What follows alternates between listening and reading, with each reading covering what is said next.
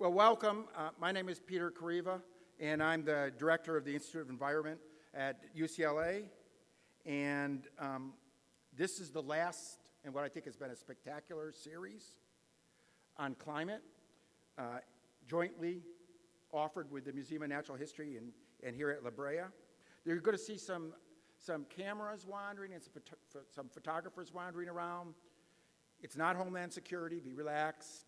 It's, we live stream this, and we try to capture it. And if you missed the earlier ones, you can go on the Facebook for either La Brea, the Museum of Natural History, or the IOES, the Institute of the Environment, and you can see the live stream for the previous ones. You know, I'm not going to name all the names because they go over and over again, but the teams that work together for this, both the museum team and the institute team, I think they've become friends because they work together so well, and I hope we get to do this again next year for something as cool as this. I also want to thank the sponsor, LADWP, for this evening.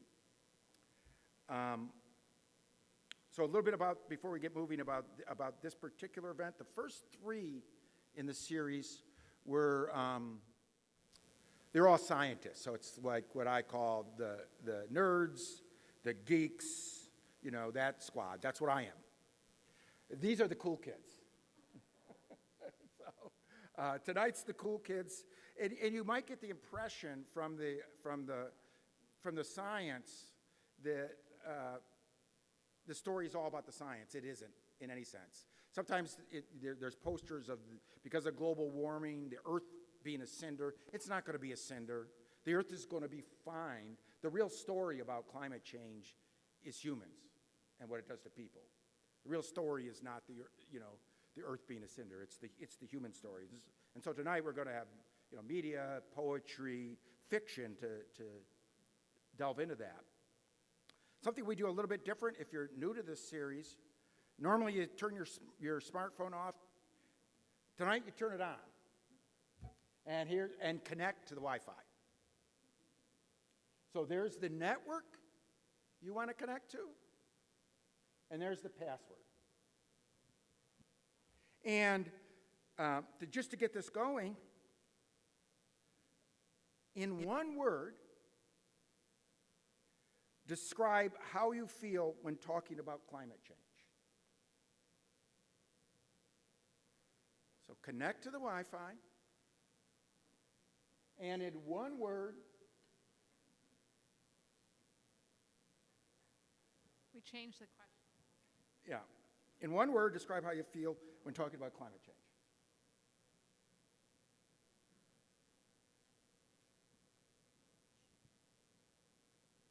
Okay, that'll be, I was expecting, ennui, angst, deconstructed, or something like that. I guess we got dystopia. Oh, that's good. So this is appropriate to the evening. And with that, I'm going to turn it over to my colleague, Allison Carruth, who is going to moderate the evening. Take it away, Allison. Thank you, Peter. Welcome to the last in this series of conversations about living with climate change. I am Allison Carruth. I'm a professor at UCLA in the Department of English and in the Institute of the Environment and Sustainability. I'm a founding member with actually Natale Zappia to my left of Play Valley River, along with many others. And I currently lead the IOES lab for environmental narrative strategies, or LENS. And LENS is essentially a kind of incubator for innovative research, teaching, and collaboration around storytelling, communication, media, and art that's in the service of both environmental conservation and environmental equity. So what we're going to do to get things started tonight, because tonight is really how we imagine both the histories, the present, and the possible futures around climate change, and through the lens of things like narrative, history, art, and media. We're going to start with two, I'll just call them artworks. And so first, I'm going to introduce Rita Wong, and then she'll do a short reading, and then I'll introduce Marina Zurkow, from whom we'll see a short video montage of some of her work. So let me just begin with Rita. Rita is the author of 4 books of poetry: Undercurrent, Civil Unrest, which she co-wrote with Larissa Lai, Forage, and Monkey Puzzle. She received the Asian Canadian Writers Workshop Emerging Writer Award back in 1997 and the Dorothy Livesay Poetry Prize in 2008. Her writing examines relationships between poetry, social justice, ecology, and decolonization. She lives on the unceded Coast Salish territories that are also known as the City of Vancouver, and she's an associate professor in critical and cultural studies at the Emily Carr University of Art and Design. And I can also say that I and others in the audience teach her work, read her work, research and write about her work, so it's a tremendous honor to have her here from Vancouver. And I will just ask her to do her reading now. Thank you, Allison. Thank you for that kind introduction, and all the organizers of this lovely event. I'd also like to start by acknowledging the Tongva people whose traditional territories we're on. And I'd like to share a poem called Declaration of Intent. It's a 3-part poem, and the work I've been doing in the last decade or so has been around with and for water. And as I hope we'll talk about tonight, water is a great teacher, I think, if we pay attention. Declaration of Intent. Let the colonial borders be seen for the pretensions that they are. I hereby honor what the flow of water teaches us, the beauty of enough, the path of peace to be savored, before the extremes of drought and flood overwhelm the careless. Water is a sacred bond, embedded in our plump, moist cells, in our breaths that transpire to return to the clouds that gave us life through rain, in the rivers and aquifers that we and our neighbors drink, in the oceans that our foremothers came from. A watershed teaches not only humbleness, but climate fluency, the languages we need to interpret the sea's rising voice. Water connects us to salmon and cedar, whales and workers, its currents bearing the plastic from our fridges and closets. A gyre of karma recirculates, burgeoning body burden. I hereby invoke fluid wisdom to guide us through the toxic muck. I will apprentice myself to creeks and tributaries, groundwater and glaciers. Listen for the salty pulse within, the blood that recognizes marine ancestry. In its chemical composition and intuitive pull, I will learn through immersion, flotation, and transformation. As water expands and contracts, I will fit myself to its ever-changing dimensions. Molecular and spectacular, water will return what we give her, be that arrogance and poison, reverence and light, ambivalence and respect. Let our societies be revived as watersheds. That's the first part of the poem. I forgot to say that this poem is dedicated, well, to all of you, but it's also dedicated to the Peace River. As you'll see that image up there, there's a bunch of people up north right now who are fighting for the life of the Peace River. There's a dam that's being proposed on it called the Site C Dam, and a decision will be made sometime this year about that. And the dam is unnecessary, but it is on a river that already generates a lot of the electricity that we use in Vancouver. And so as somebody who lives in an urban area, I think my role and my responsibility is to learn to give back to the places that have given so much to us. And that leads me to the second part. 2, because I am part of the problem, I can also become part of the solution. Although I am part of the problem, I can also become part of the solution. Where I am part of the problem, I need to be part of the solution. While I am part of the problem, I can also be part of the solution. 1 part silt, 1 part clear running water, 1 part blood, love, sweat.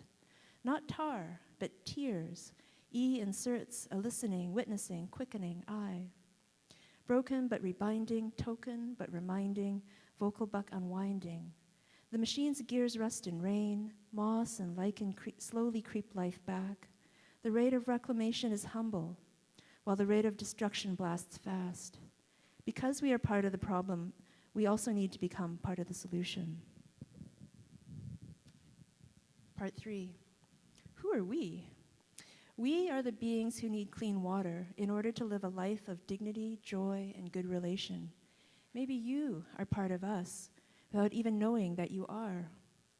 Maybe we are the ones who are too often taken for granted or ignored, the quiet witnesses to atrocities, greed, mean-spirited hierarchies, hostages of capitalism.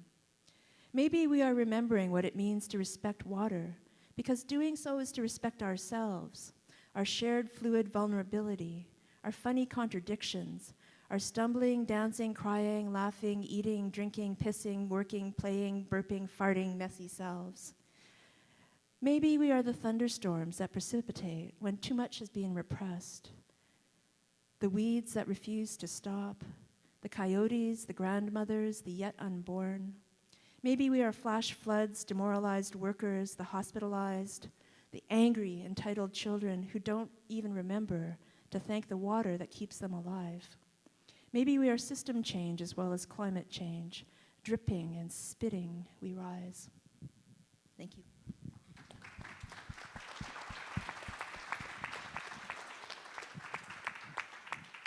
Thank you, Rita. So I'm now going to introduce Marina Zurkow, and I'll introduce the other two contributors to our conversation after we see this video montage Marina so generously composed for this evening.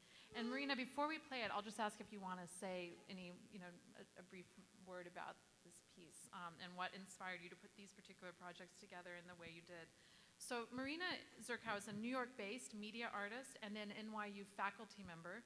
She uses life science, materials, and technologies to foster intimate connections between people and non-human beings and agents. She's the recipient of a 2011 Guggenheim Memorial Fellowship, and she's also been granted awards from the New York Foundation for the Arts, the New York State Council for the Arts, the Rockefeller Foundation, and Creative Capital.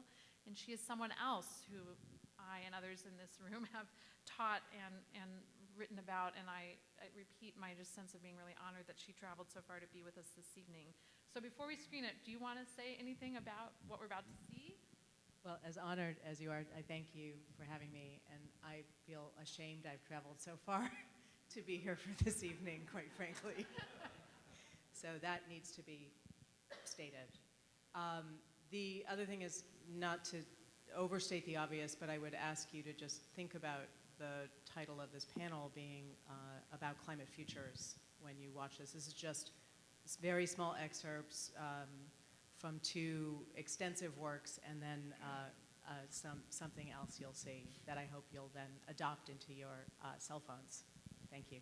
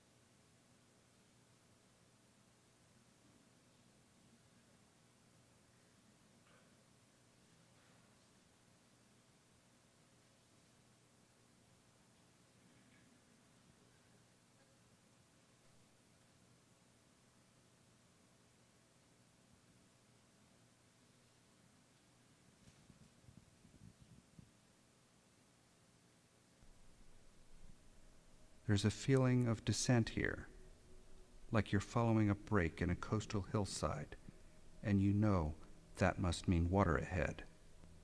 In the distance, skylines.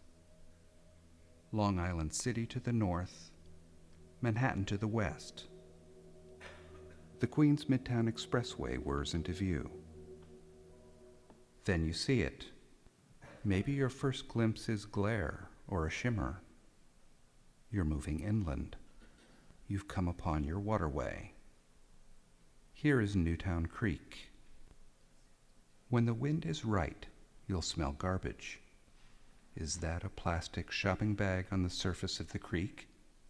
The Environmental Protection Agency would call it a floatable. That's their terminology.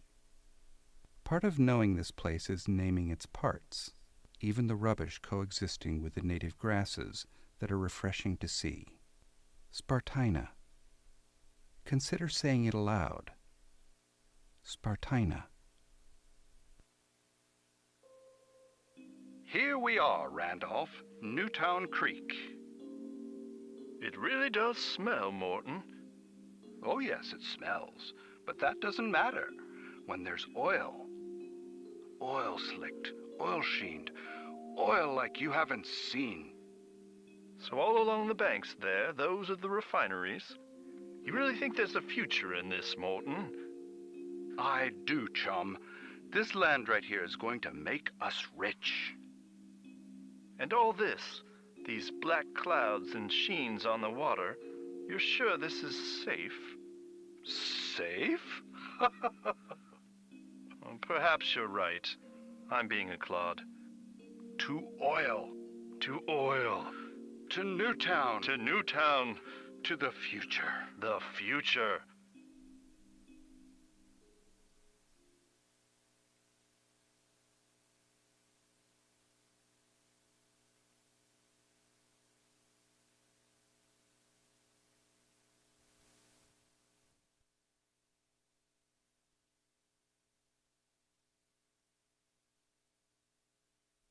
Inhale.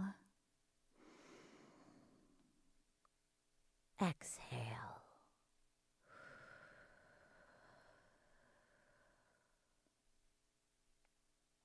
This journey continues 4 years from now. Move forward to it. Cast your mind ahead and see yourself 4 years from now. You're standing at the edge of a body of water. What is it? How large is it? What do you see beyond it? What time of day is it? Where is the sun? How does the air feel on your skin? What's the temperature? Take a few steps into the water. Feel the water on your ankles. Now, gently, slowly, bend over and dip one hand, your open hand, in the water. A rush of sensation. Spread your fingers wide and feel the water flow around them, through them. Swirling in the water, like tendrils of seaweed, are letters of the alphabet. As the letters flow around your hands, some of them join to form words.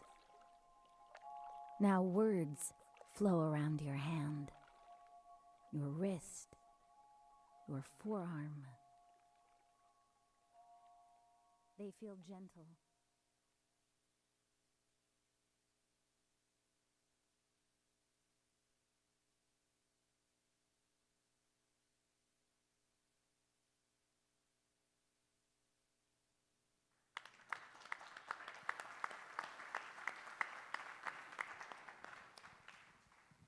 Okay, so let me now introduce our other two panelists. Juan Davis is the Chief Creative Officer at KCET Link, who I'm sure many of you know as Southern California's premier public television and media company. Juan oversees all production and editorial output at the network. He also spearheads the station's arts and culture initiatives and produces series that include Earth Focus, Lost LA, The Migrant Kitchen, and Studio A. He has won numerous awards, including Emmys, Webbies, National Arts and Entertainment Journalism Awards. So we're really delighted that he has joined us from his Burbank studio. Natale Zappia is the Nadine Austin Wood Chair in American History at Whittier College. He specializes in the histories of colonial North America with an emphasis on the early modern borderlands of the Atlantic world, the Pacific Rim, and Native America. His research and teaching explore continental trading networks, food pathways, and ecological transformation in the Americas. He's also currently working on several public history and community-based outreach projects related to California, food systems, and the American West, including efforts to promote the revitalization of the Los Angeles River. So thank you first to everyone for being here from near and far. And I think I'll just begin our kind of more open conversation with a riff on Marina's point about how far she traveled as well as Rita to be here. And I think if I were going to just offer as a starting point tonight one hope, maybe far-fetched for now, I have for the future is that one could someday gather the people who inspire you to think better about the present and what lies ahead without it requiring the kind of carbon footprint it currently does. So that would be my one vision for the future to get us started. And that connects to where I want to begin. Beautiful Solutions. I don't know how many of you know about the venture called Beautiful Solutions, connected to Naomi Klein's This Changes Everything. Only a couple of hands. So check it out online. Beautiful Solutions is a collaboration with This Changes Everything. And their sort of premise is, and I quote, the climate crisis is not only a threat, it's also an opportunity to chart a different course, which is something I think both Rita's reading and Marina's video piece also are suggesting, that we think about that the crisis is already here, it's not in the future, it's now, but also that the possibilities remain open. And so tonight what I want to do is start with this premise, the premise that Beautiful Solution offers us, that we might have an opportunity to chart a different kind of future. So guided by the idea that storytellers and artists and media makers are vital to such an alternative course charting, I wanted to ask you all as an opening question, as storytellers, as artists, as media practitioners, as historians, when you confront the environmental crisis that's already with us and you imagine what a more resilient and just future might be, who is the storyteller or the story that most guides you? Is there already a blueprint for you of this kind of alternative future? Juan or Nat? Yeah, I'll start. Hello. Living here in LA, I think that there are three stories that have really impacted me in the last decade. And the three of them, very curiously, sort of happened around the same time, maybe a year apart from each other. One of them was the creation of El Rio de Los Angeles State Park. I don't know if any of you are familiar with it, but it was the first big, it was a coalition of artists and community members and policymakers and environmentalists that came together to create the first park along the Los Angeles River. It's a multi-use park with tons of sports and recreation, but also environmental sort of rehab. And it really signaled sort of the beginning of a possibility of what all that area and actually the 42 miles of the LA River could be. That was one.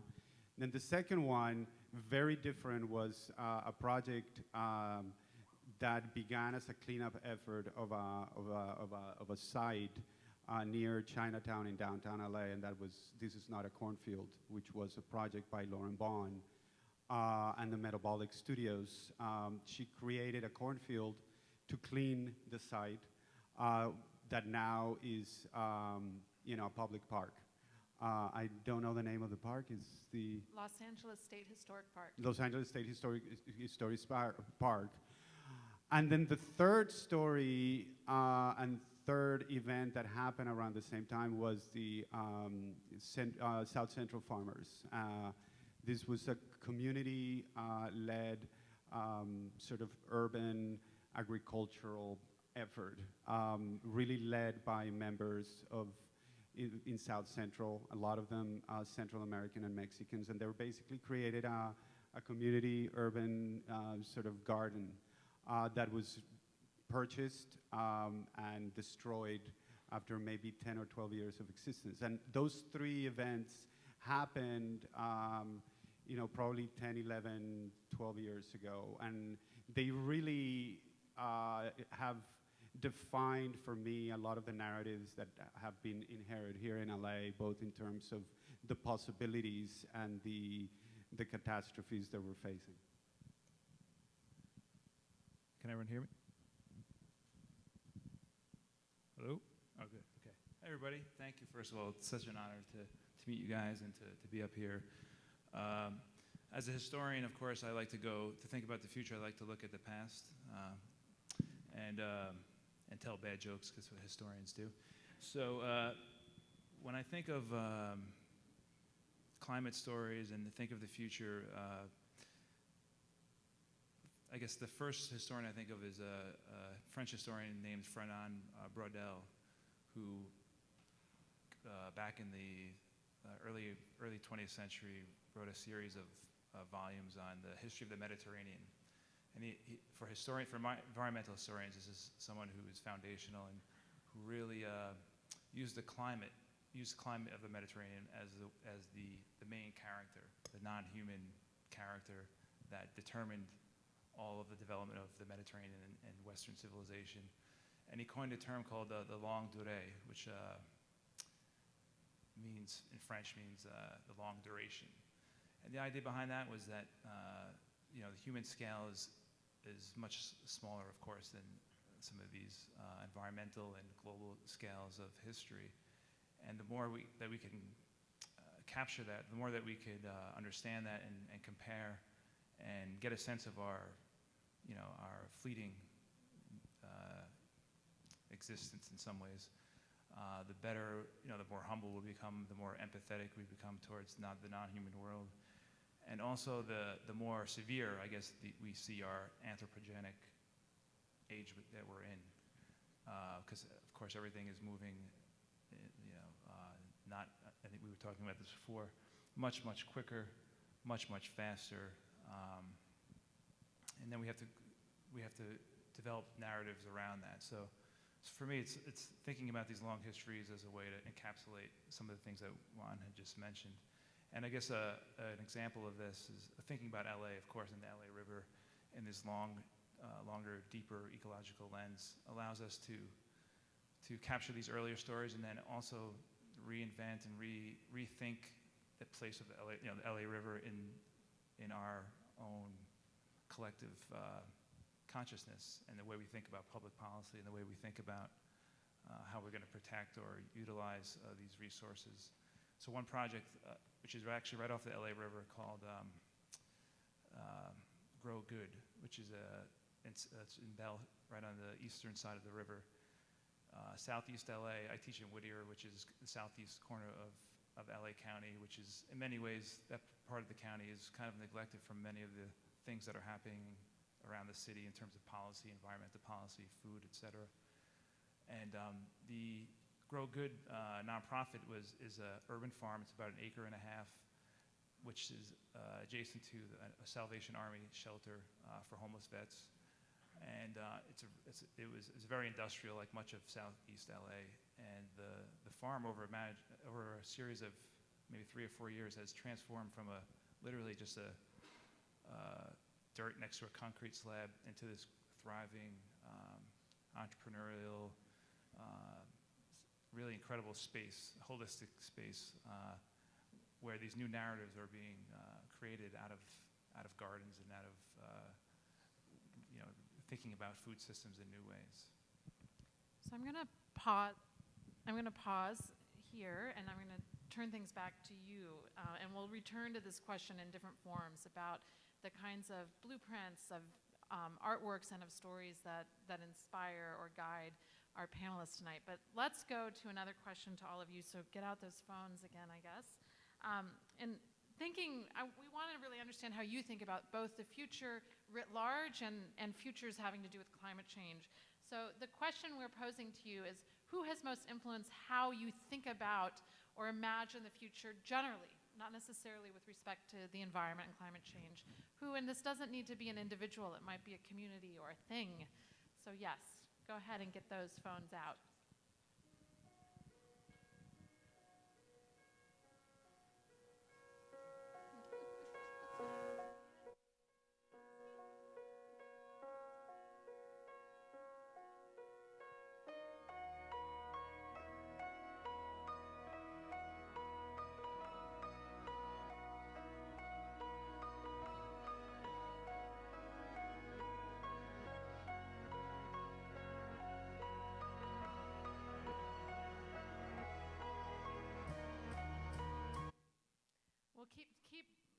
generating ideas here. So do any names or entities jump out to you all that you want to riff on briefly before we move forward? We have Angelinos. We have this series.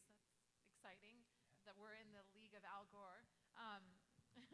My professors at UCLA, I'm getting kind of doubly excited. The scientific community, wildlife, Naomi Klein. What's interesting is unlike other questions that have been asked during the series that have more to do with how you feel about climate change, some of the facts you know and don't know, this is generating mostly very individual responses. Speculative fiction looks like maybe more than one person, but mostly each of you are entering one person. There's nothing really coming to the fore. Yeah, any comments from you? Whoever wrote KCET, thank you. I like the, I saw E.O. Wilson before, and that was going to be one of my other authors that influences the way I think about history and LA. I think the scientific community, this idea that science and the humanities are separate is a false dichotomy. That was definitely crucial to his argument. So Rita, let me pose the same question to you. Sure. Who has most influenced how you think about or imagine the future? Well, I'm excited to see Naomi Klein in there because she's definitely been an influence on me. But I want to contextualize her within a larger movement of people because she doesn't work alone, and we're not into celebrity activism. So she was part of a group of people who put together this thing called the Leap Manifesto. And basically, it's a plan to get off fossil fuels, and it's a plan to reorganize the economy to keep it in line with what the planet could actually carry. So if I may, just the idea of a leap year, like every 4 years we add an extra day to our calendar so that we're in line with the rotation of the Earth around the sun. So we don't try to change a cycle that's out there that already exists. We try to organize our society to fit within that. And similarly, the leap is basically thinking about that. So its first basis is actually respect for indigenous peoples and the land and working with indigenous peoples to support the work of reconnecting to the land. So other things follow from that, but I think that that's really important in terms of a game plan to go forward with. Because I don't think there's any viable future for me. I would rather go extinct than a future where there isn't justice and a sense of relationship with each other, with the plants, the animals, the water, the land. And so just to have that ability to think about collaborating and working together and going from the ground up more, I think that's something we've got to get better at. And this, by the way, when we were having a conversation before coming out here, I was thinking about two things. One, I think those who work in the kind of area of art and culture and storytelling for a living are able to sort of make these provocative claims, like I would rather go extinct. And I think that is one of the things that is not probably common for a scientist to articulate, but it is something I think the realm of art and culture, we can make these bold claims that sort of are at once darkly comedic and really quite deadly serious in getting us to really think about where the human fits in these longer timescales and in these bigger communities we inhabit that are beyond the human or other than the human. So I'm going to now actually go to the next question I want to ask you, which is sort of a different version of this, which is who has influenced how you think about and imagine climate change? And this could be someone who is not known to us, individual, community. It need not be a human being at all. So to this question now.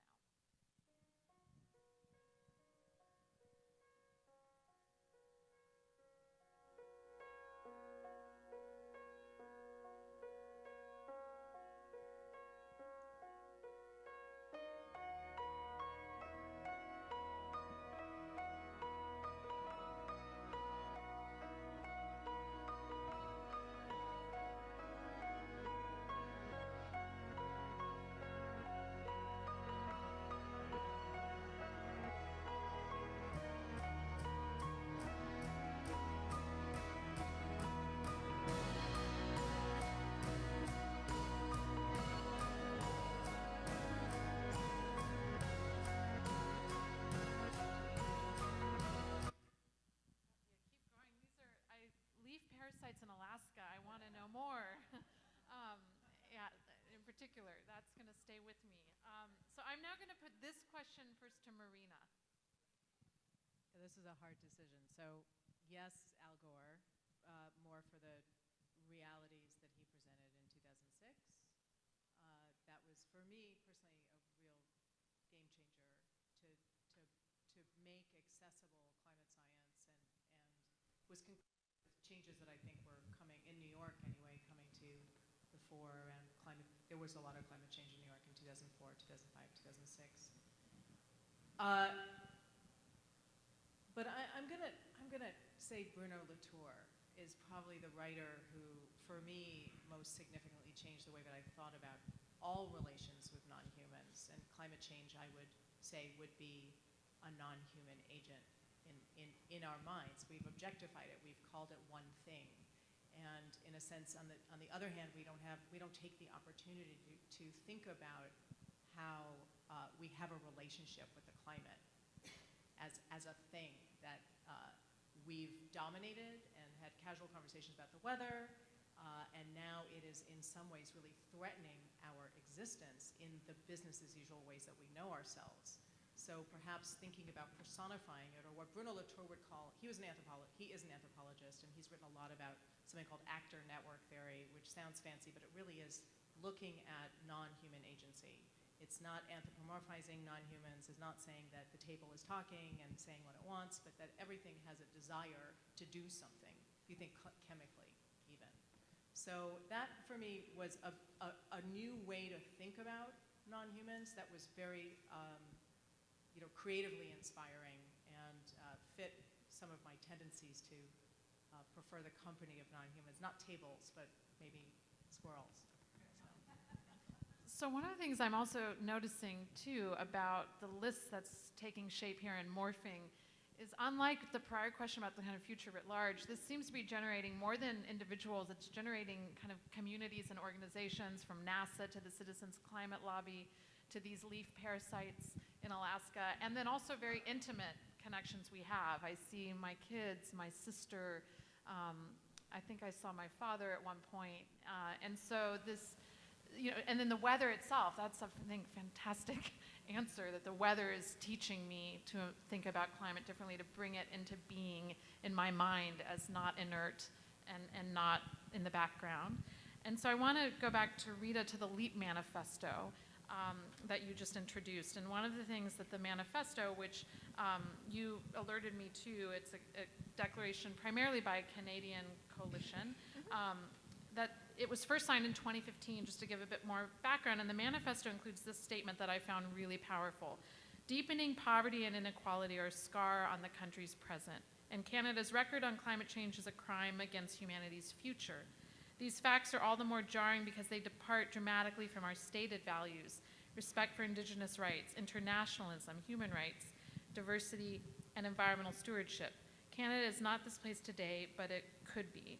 That last sentence really, to me, strikes a powerful chord with the conversation we're having tonight at the Page Museum, in a city whose first peoples, the Tongva, are among the leaders today of a kindred organization here called the Leap, that was inspired in part by the Leap Manifesto, and which aspires to make system change inevitable, irresistible, and even just common sense. So could you just, Rita, say a little bit more about the Leap Manifesto and how it's positing a future of both social justice and climate justice? Sure. I could backtrack a little bit to Naomi Klein's book, This Changes Everything, because there's a couple of premises in that book that are useful to thinking about the leap. And she goes through this chapter at the beginning of the book where she works through climate denial, right? Because it's such a, like at the beginning of all those words that were up there in terms of, just the sort of dreadfulness of it, the dystopia of it, there's a lot of fear. And I think it's important to understand that the fear is justified, that it's rational, but the answer to fear is not to be paralyzed, it's to figure out a plan and to run towards that. And so the work that the Leap Manifesto tries to do is it tries to think about the unfinished work of various movements, so civil rights movement, feminism, et cetera, and that a lot of these movements have achieved a lot of things in terms of symbolic or formal equality, but substantive equality in terms of economic equality and justice has so far eluded us. So part of the idea behind the Leap is to basically accomplish that. to finish and to connect those different social movements together, to understand that climate justice is not just another issue, but it's the environment that we're all in, whether we're conscious of it or not. So it becomes another way of thinking about how we're related and how we need to figure out how to work together. So it's, I guess you could call it silo busting is one thing it tries to do. And you've also said that part of this kind of work that you're so involved in as a poet and an activist and an educator, you see it as what you said to me, the unfinished work of the civil rights movement. And so I wanted to then bring Nat into this particular thread. I'm thinking especially about your work on Indigenous California history, but also food and food systems and gardening in LA. You know, in what ways, and can you maybe speak just for a minute or two specifically about the garden that you're hoping might take shape at UCLA around Native California foodways? You know, how is this a kind of Leap Manifesto in these terms? Well, I guess for my work and for the work of many indigenous communities, it really is about place, of course. That's the first thing, and everything emanates from that, right? And for gardening and for food, at least for farming, for food that you're using seeds, it's about the soil right now. That might change in the future, you know, this hydroponics, et cetera, but really the soil tells the most compelling narrative because it's so fragile, it's so finite, it's so thin if you think of all the layers of the earth, yet that's where humanity gets most of its food. And indigenous people have always, obviously this is woven into all of their narratives and all of their histories. So at UCLA last year, and hopefully it will continue, hopefully it will happen, we're hoping to work with the botanical garden. If anyone's been to the campus, the botanical garden is on the east side of campus. It's an amazing space. It's I think it's 13 acres, or 3 acres maybe. It's pretty big. It's huge. We're the cool kids, not the number people. That's right, exactly. A lot of big trees and beautiful space. It's been around a long time, and they're developing these new programming around the environment, sustainability, but trying to link all these different departments on campus.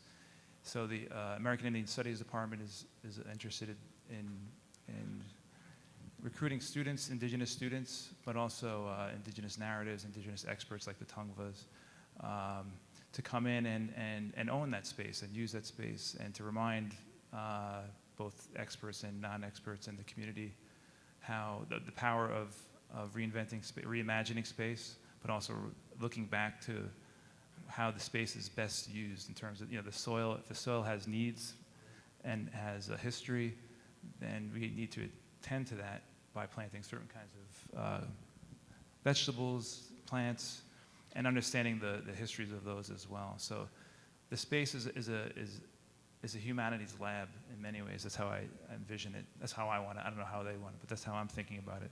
And this is where the humanities could really be an applied humanities. So it's not just humanists sitting on the side, but we're right in there in the middle, working with the scientists, working with folks who understand etymology and plant biology, et cetera, and bringing those narratives and working with indigenous communities and the local communities through those food narratives. And let me just say before we move on that one of my principles in bringing together Rita and Nat, but also the entire group here tonight, was I think we often think when we're thinking about climate change now and later, we imagine there's a past that sort of we desperately want to return to, and that's often caught up with a lot of sort of nostalgia around how First Peoples lived, how others lived, human and not human, in distant past. And I think one of the things that I learned from the people up here, including the Tending the Wild series that KCET produced, is that one, those histories are themselves ongoing and with us still. Two, that Native peoples are actually at the forefront of leaping forward into futures, recognizing already the harsh realities that we face. And so I think it really complicates our idea of what's in the past, what is now, and what is to come in ways that I think is really exciting and promising. So that idea of a leap year and a leap manifesto led by by this kind of knowledge is really moving to me. So we're going to go to a slightly more concrete question. So now my sort of challenge to you is to really think not about scientists or politicians at all, to get them out of your mind. I work with them, I admire them, they are crucial to the conversation we're having tonight. But our next question asks you to think about storytellers, to think about novelists and poets and artists and performers and theater makers, and to think about it and answer this question: what story, novel, film, video game, animated work, comic strip, stand-up comic has most resonated with how you see an environmental issue today, has most hit that chord that they are speaking the truth? And maybe it's specifically around an LA environmental issue.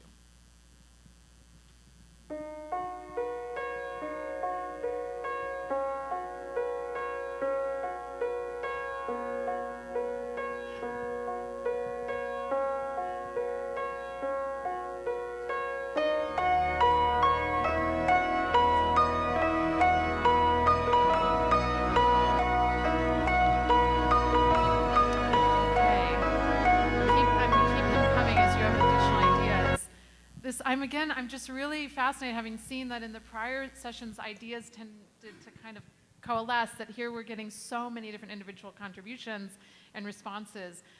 So everything from really dystopian stories that kind of look at the present, extrapolate some of its most dire circumstances into futures, like Blade Runner and Mad Max. And I think there are others up there too. I love LA Confidential. When you really think about, I want to ask that person, but we don't have the time. That's a great answer. The Lorax, that is actually a story I just reread recently. Nausicaa. Wow, this is a really fantastic list. Okay, so with your answers in mind, I want to now turn to Marina again. You say in that video montage, I make art to process the world and to invite others to think in new ways about it. And the projects you highlighted in that piece are the Climoji for iPhone and Android, which if you haven't yet, go to your iPhone or Android app store, type in the word Climoji, C-L-I-M-O-J-I, and you'll see it's the first and only app, the Climoji sticker series. I already have it on my phone. We want to start using these climate emojis in all different contexts. Okay, so there's that project on the one hand, which is playful, which is irreverent, which is really colorful. There's the Floating Studio for Dark Ecology's project on Newton Creek, which has a nod to some really academic and theoretical concepts around environmental issues, and then the Dear Climate piece. So all of these invite really different ways about thinking, different ways of thinking about the world that we face and how to make the future otherwise. So I wanted to ask you to articulate for us what connects them for you right now. What's the kind of through line as an artist? Well, yeah, all of those projects are very different because those are collaborations with very different personalities. But what brings each of those into being is a commitment to having a sense of humor. All of those projects try to deflate the paranoid doom of looking with relatively unblinkered eyes at what's in front of us. And that has been an interesting journey for all of us working on these projects as artists, to figure out to what end is all of this unblinkered commitment, what ends does that move towards? Good ends. And I'm going to table answering that. I'm very solution averse and more interested in productive conversation and intimacy, in a sense that these projects also ask you to, even the Climoji, which are ridiculous, but they're also like terribly depressing. There's not any solutions in those. We'll release another set that try to say, well, what do renewables look like? What do other playful engagements with the planet look like, or with our human friends? But this was really about depoliticizing and saying, what are facts, but how do we do this in a way that people might be delighted to participate with? So all of those projects try to engage some amount of narrative or metaphoric delight in order to connect people to things that are otherwise pretty uncomfortable. So can I ask, we were having a conversation again before we came out here about how those working towards climate solutions and climate justice and environmental justice could I invent narratives that are as catchy as those of the carbon economy. Like the rags to riches story was one that came out of capitalism. So I was curious, Marina, and this is a bit of a curveball, if dark ecology, which I know is a term that you're playing with in some of your work right now, could that be that kind of narrative? What does dark ecology mean to you? What can it mean to us? So dark ecology is a phrase that was coined by two pretty different thinkers around ecological issues. One was up in an earlier slide, Paul Kingsnorth, who has a landmark essay called Dark Ecology, and the philosopher Timothy Morton. Has anyone read Morton in here? Oh, so good bunch of people. So, and Kingsnorth, can I see hands? Very few, yeah. Well, there are reasons for that probably, which, you know, is unfortunate. But the term dark ecology isn't as depressing as it sounds, maybe for Kingsnorth more so. But for Morton, what he was interested in was saying, we have unseen relations and unseen parts of the ecosystem that we need to sort of bring into view. We need to see ourselves inside of this greater than human world, rather than we have nature over there and ecosystems and then culture over here. So this is a refrain that's been running through the humanities for the last 20 years, I think, with greater amplitude, that we need to kind of stop thinking of ourselves as dominant and separate from the environment. And the term dark ecology, you know, I didn't invent it, so I don't know, but I like it because darkness has its mysteries. And that as an artist, one of my endless joys is investigating and uncovering complicated tangles of relations and systems tangles that we don't necessarily acknowledge. Like, humans are great editors, and it's really easy to see one thing but not, on the other hand, another. You just look at the article about the Sacklers and the great art patrons, and I'm sorry if I'm saying I'm not saying, this was in the New Yorker last week, the Sackler wings of so many museums, same people who developed and hard promoted OxyContin. So, you know, it's very easy to sort of keep things siloed, and to sort of, like, I think what Rita said, silo busting, but conceptual silo busting is crucial to moving forward. So let me ask a question of Juan that picks up on this. I mean, one of the ways I understand your work is to really provoke new ways of thinking about human relationships to other creatures and beings, including the climate itself, to your point. And Juan, I know for you, you know, leading the charge on environmental storytelling among many other areas of storytelling at KCET, putting the human at the center of those stories is really crucial for how you connect to your audiences. So I wanted to ask you that. I mean, in the collaboration we're doing with you, what that Lens is doing, I've learned a lot about how you and your team are thinking about environmental narratives, some of the challenges of telling unfamiliar environmental stories to audiences. And that question keeps coming up. How do we make human communities more central to maybe dark ecologies? Yeah. So, yeah, how do we?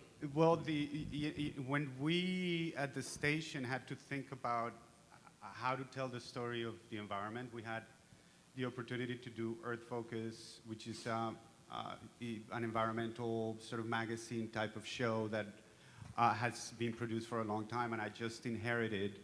And we started to think about what are the normal shows that you see out there about the environment, right? And you normally see animals.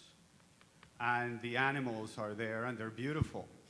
Or they're being in great danger. And humans are nowhere there.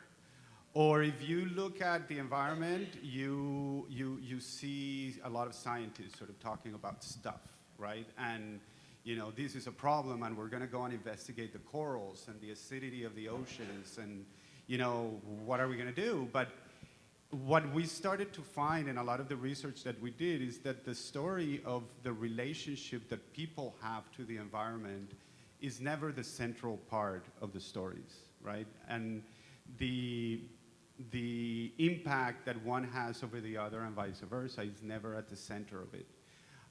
So we started to look at how can we tell the story of the environment through a much more human-centric point of view, right? And that's what we're trying to do with the series Earth Focus, and what we did with Tending the Wild, which was a great learning experience in many ways. I'll tell you really briefly what it is.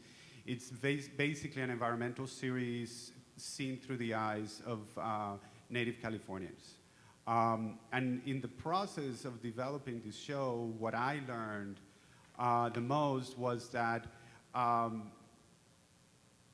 what affects one part of the environment is going to affect the other, and it's a very circular, sort of ecosystem, right?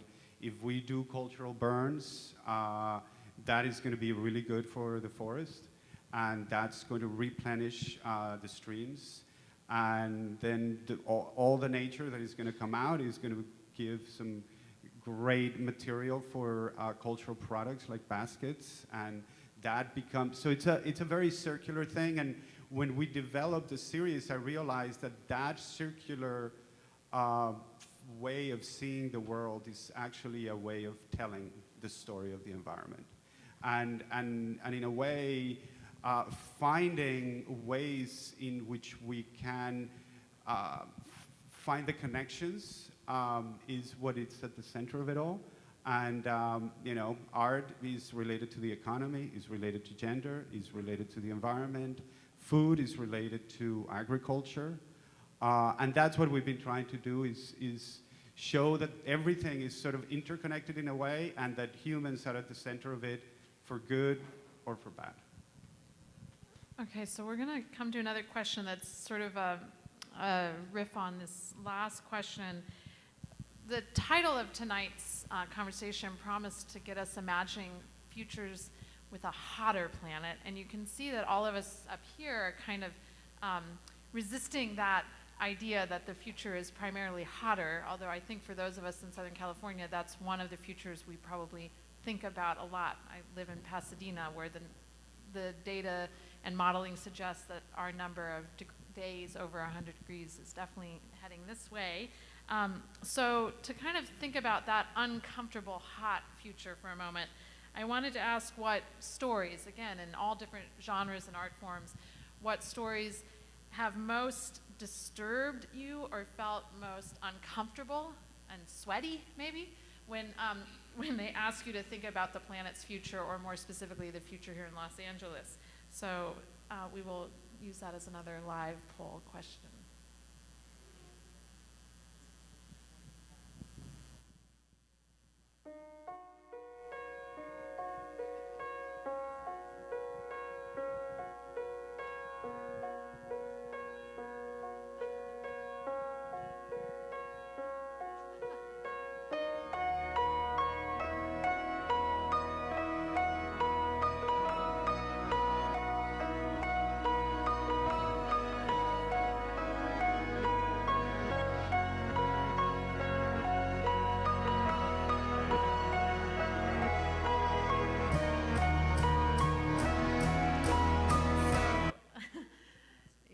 As I expected, I thought we'd see quite a bit of dystopian science fiction, and this has been a sort of motif of the evening. Mad Max, in particular, keeps kind of making appearances in our conversation, and actually we talked very much about and Cat's Cradle. They're going back to sort of an oldie but goodie in the dystopian canon. WALL-E, Blade Runner, and then, right, we have real places already that maybe kind of are sort of canaries in the coal mine for the future, like our Salton Sea here in California. So I want to put the same question to all of the panelists, and it will lead into our sort of final conversation that I'm going to hope will just be a bit more open-ended for our last 10 or 15 minutes. So what story of the future most disturbs each of you? Really briefly here, and then we'll expand on it. Well, we had a kind of deep conversation about this before that I'll speak for myself. I think Elon Musk's story of the future is very disturbing to me. It's extremely human-centric and I would say a lonely-sounding future with very little attention to not even necessarily preserving present biodiversities, but even considering what future biodiversities might look like. You know, because I think a lot about the term sustainability and this idea of wanting to fix 12,000 years of relative climate stability that we've had, and we have memory, we have almost cellular memory of the way the world should look, and we're experiencing terrible grieving over the destruction of that. But the future of going to Mars or being completely dependent on human engineering and our brilliance seems like, I will now say, I would rather we are extinct than have that as a future. Let's go to Nat, and then we'll come to the middle here. I share many of those sentiments, but I guess I wanted to comment maybe a little bit closer to LA, something that it's been really, and we've talked about this intersection of before and in this panel tonight,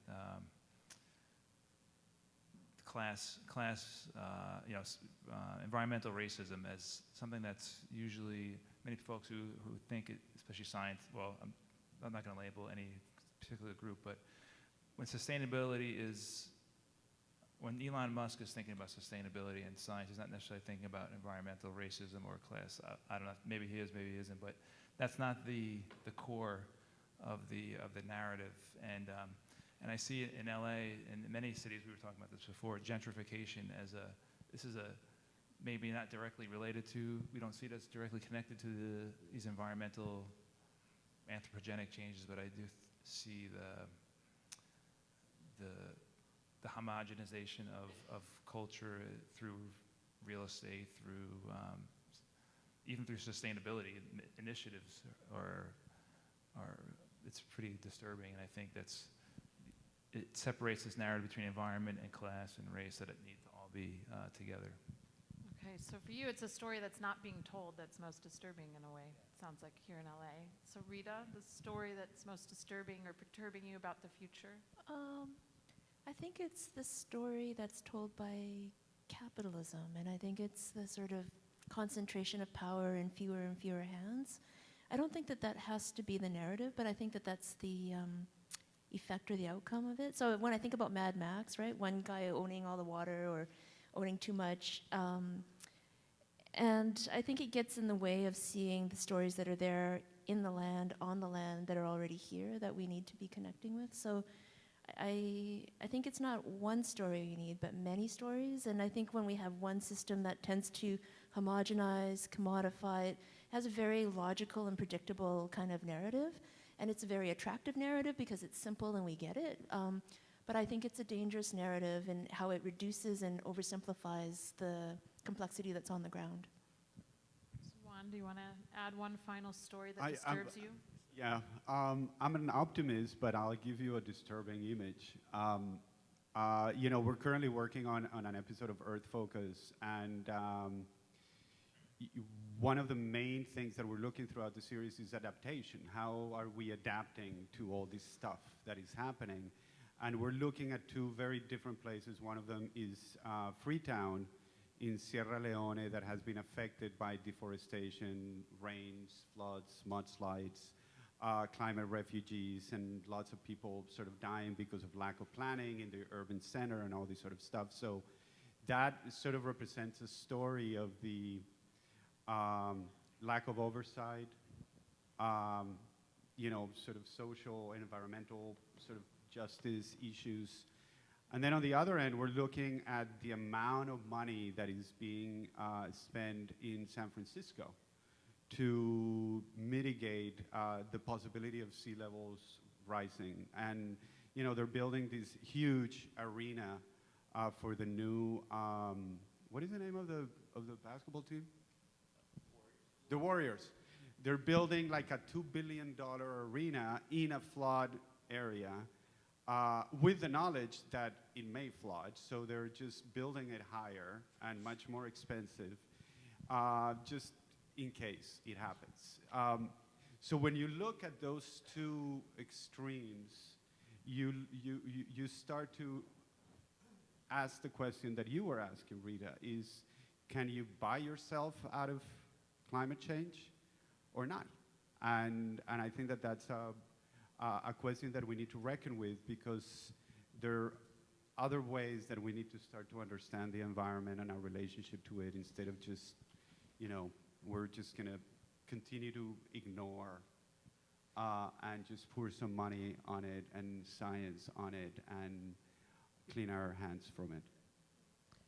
So the reason I brought us around to this question of just what disturbs us, what stories disturb us, both real and imagined, is I think when we really, most of the time we think about the future and climate change these days, probably for many people in this room, there are a couple of touchstones. There are the graphs and other data visualizations presented by the scientific community that rightfully warns us of where things seem to be heading, quite clearly are heading. So these kind of visual projections based on enormous repositories of data and the analysis of that data by the scientific community internationally. So we have these visual extrapolations at the global level, here thanks to the work of Alex Hall at IOES, at the neighborhood level even in Los Angeles. And then we have science fiction. I think these are two really powerful touchstones for many of us for the future, and it can feel pretty dire, pretty dystopian, and again, partly for good reason. So I wanted, though, nonetheless, to end with a question that kind of brings a number of our threads tonight full circle, which is, so how can the multiple kinds of stories, the infinite number of stories generated by culture, by the media, by the arts, by poetry and writing more broadly, how can that bring about some other kind of future beside the Mad Max Blade Runner hockey stick global warming one? And so we don't have a lot of time for this, so does somebody want to dive in? What would be the role of culture and of the arts and of storytelling in those contexts for thinking the future otherwise? I'll just say something really quickly. As a public television station, the elections happen, and a lot of fake news conversation has been going on, and we were talking about these. And as a chief creative, I was grappling with, what do we do?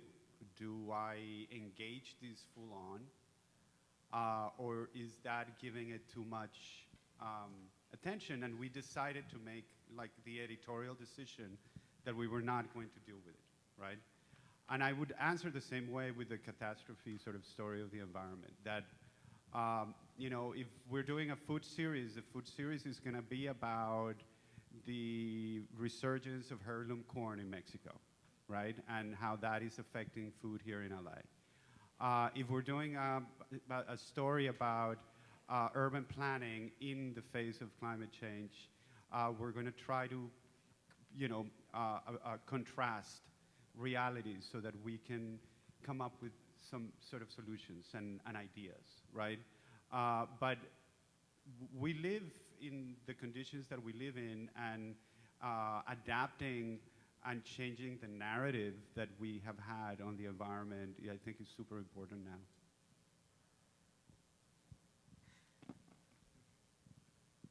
Okay, I'm gonna slightly dodge the question and say two of the projects that I showed very deliberately were projects that require participation, and I am hesitant to say that at this point where we have such short attention spans and such a capacity to move quickly on beyond whatever moves us in the moment, what if artists produced models in which other people participate and create intimacy in their environments, whatever that looks like? And I even think about sort of small cult level religious movements that we were talking about earlier, like Jesus, that over centuries, which we're very accustomed to thinking catastrophically, we don't have time. But if we created in our own ways community commitment, and I'm not trying to conflate religion and environmentalism at all, but how do we care that deeply about a community and a different set of beliefs than those that are the current ones given?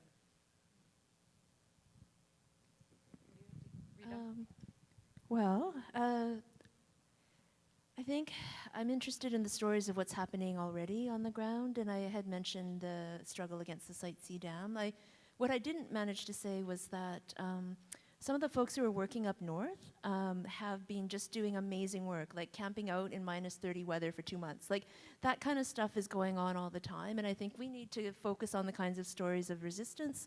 Like, I think I'm in LA, and there's a mural in East LA that Christy Belcourt just did around water is life and resistance and all of that, and you know, the stories of the water guardians, Standing Rock, the fight against the Site C dam. There's a lot of stuff that's going on right now that we need to put our energy into, right? So I think that those are the stories that I want to put my attention to, and there's lots of other stories too. Like, I love the idea of being speculative for sure, but there's also a lot of work on the ground right now that we need to do so that we can have time to do those other stories.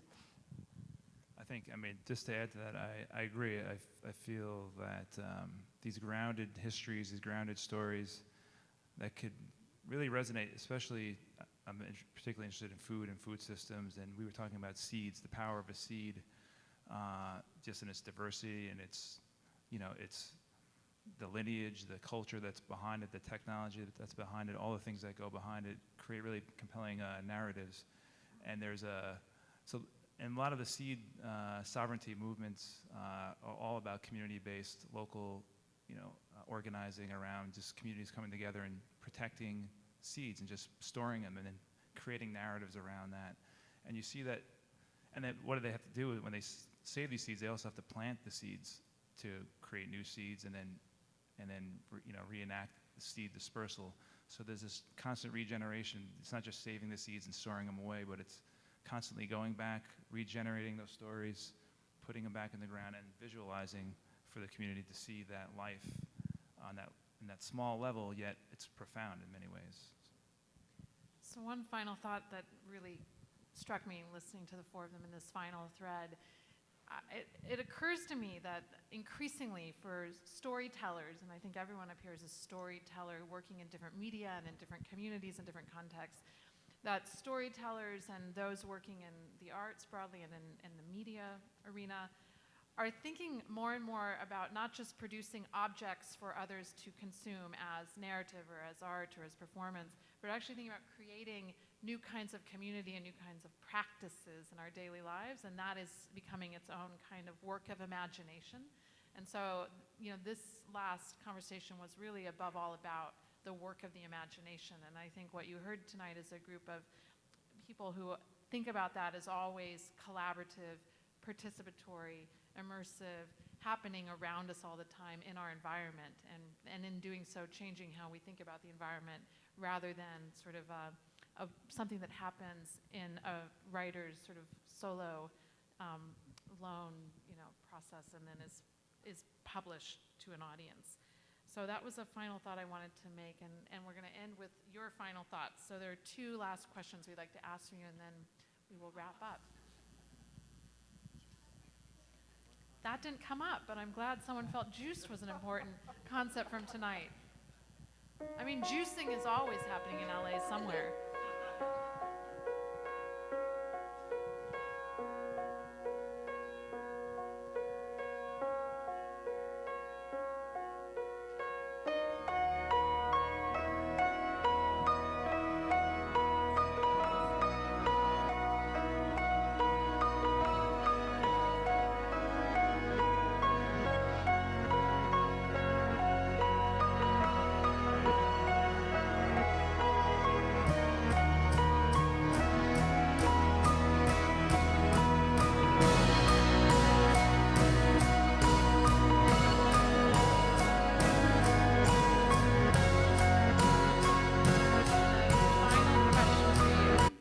I should just pause before we have this final question to say this is one of my other inspirations, Sigur Rós, the Icelandic band who you keep hearing, a song of theirs that moves me. So, okay, and finally we'll ask you this last question that we asked you at the beginning. When you imagine climate change at the end of the 21st century, what now is the first word or phrase or image that comes to mind?